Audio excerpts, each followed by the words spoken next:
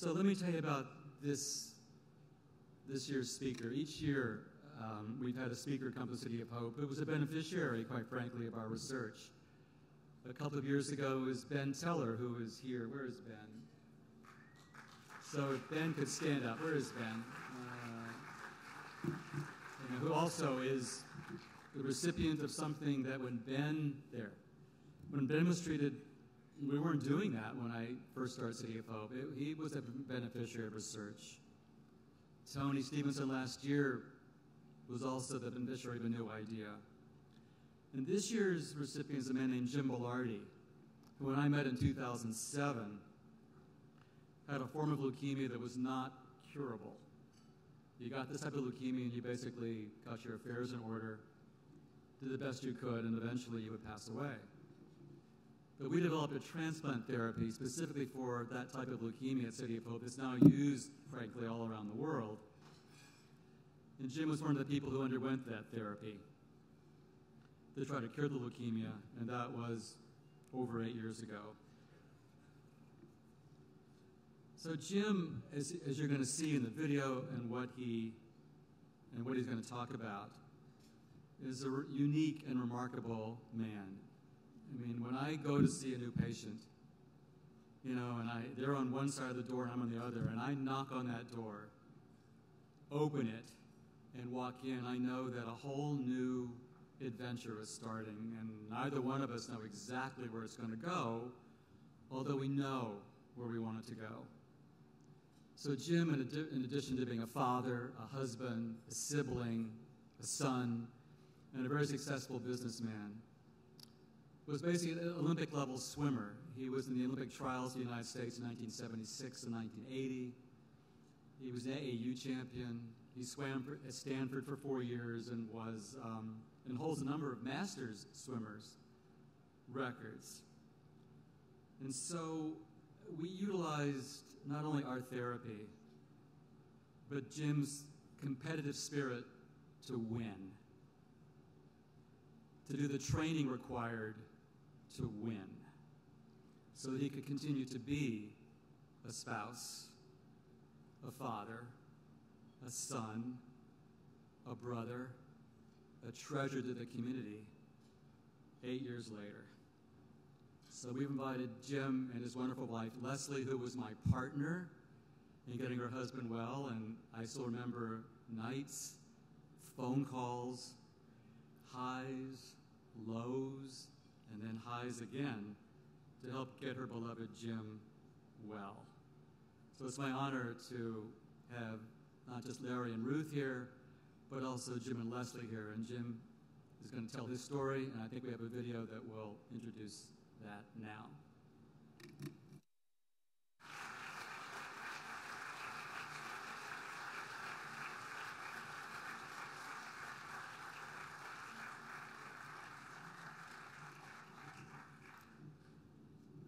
Good evening, everybody. I love my family, and I think you can see why. It's an honor for me to be here. Thank you for taking time out of your busy schedules to celebrate and support this important cause. Also, thank you to the Nesbitt family for your decade-long commitment to finding a cure. To quote Stuart Scott, the longtime anchor at ESPN, who recently passed away from cancer, when you die, it does not mean that you lose to cancer. You beat cancer by how you live, why you live, and in the manner in which you live. What an amazing tribute this event is to your son, his legacy, and the resilience of the human spirit. Many lives will be saved, and hope will be restored because of your efforts. Thank you very, very much.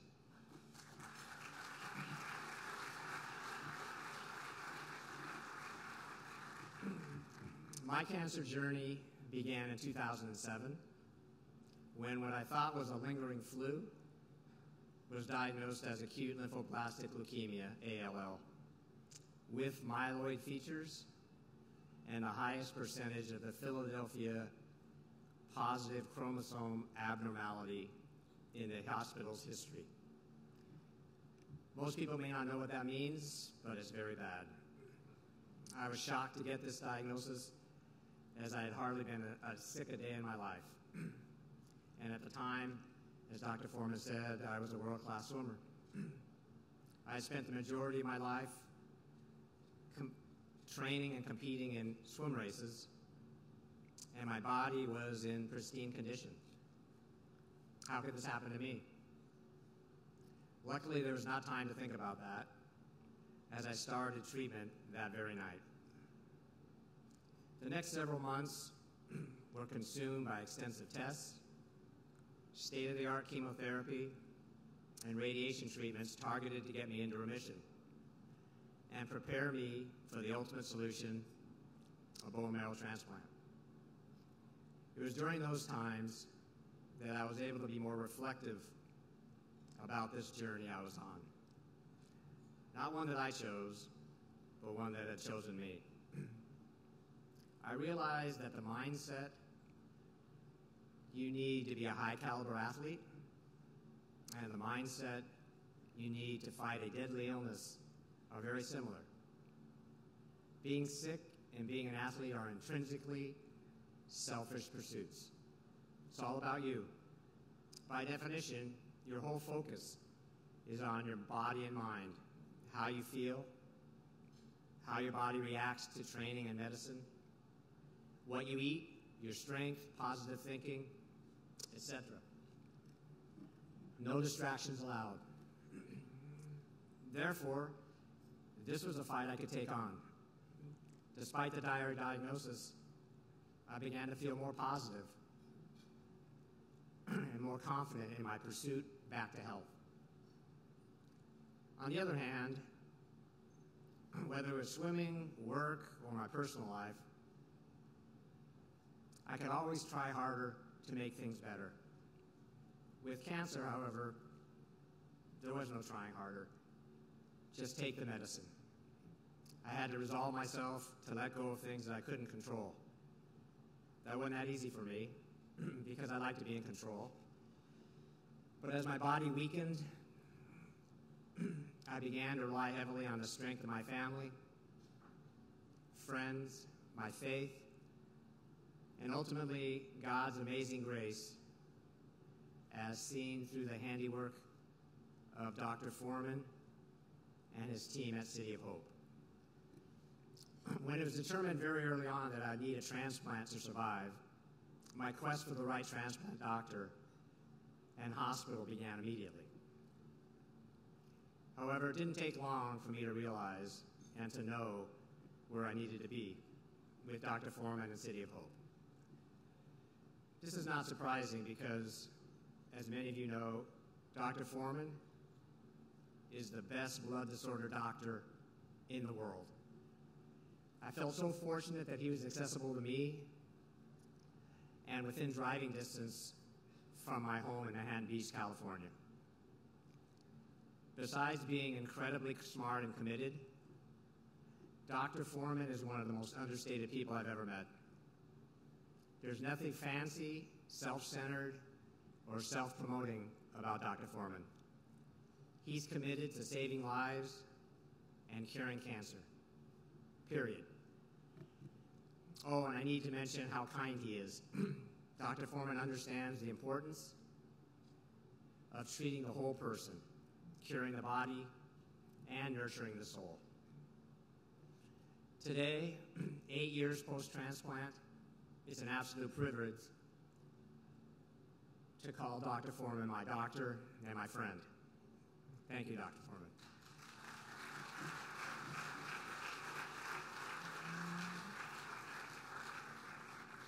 As with most setbacks I've encountered, even cancer came with silver linings. The ultimate silver lining is that I'm alive. My treatment and bone marrow transplant were successful. I was one of the lucky ones, blessed, whatever you want to call it. I am eternally grateful that for whatever reason, I was pardoned. Another silver lining is that the delay in starting our company because of my cancer. Let us avoid the financial crisis of '08, actually take advantage of it, and make our company very successful very quickly. But you can't talk about cancer without reflecting on the aftermath. It's what I call the post-traumatic stress phase. The fight is the fight, but then there's the reality of life that comes thereafter, trying to piece your life together after such a dramatic blow. I'm not sure what phase is harder, but I'm equally reverent to both. People always ask me if cancer changed me. Of course it did. On the outside, I aged 10 years and 6 months, lost most of my strength, my hair turned gray, and my skin is now paper thin and multicolored, vitiligo-esque. But those are only cosmetic things. So what? Who cares? I don't care about those things. On the inside, I've become more impatient, wanting things done immediately so I can make a difference. I hate to miss even one activity of my 3 kids. I also have a deeper capacity to care for those around me. I appreciate my real friends and cherish my family. I think of my sister donating her stem cells to save my life, and my wife sleeping in my hospital room with me for several months while still caring for our young children at home. I've learned to trust in God. Today, I never ask why me. My story ends, but the cancer journey continues. I wake up each day praying for my continued good health, praying for those who are on the front lines fighting their cancer battles, like my friend Kent Kirkpatrick, who is at City of Hope and enrolled in a clinical trial that will hopefully save his life. And I'm also praying for those who fought hard and didn't make it, like Tim Nesvig.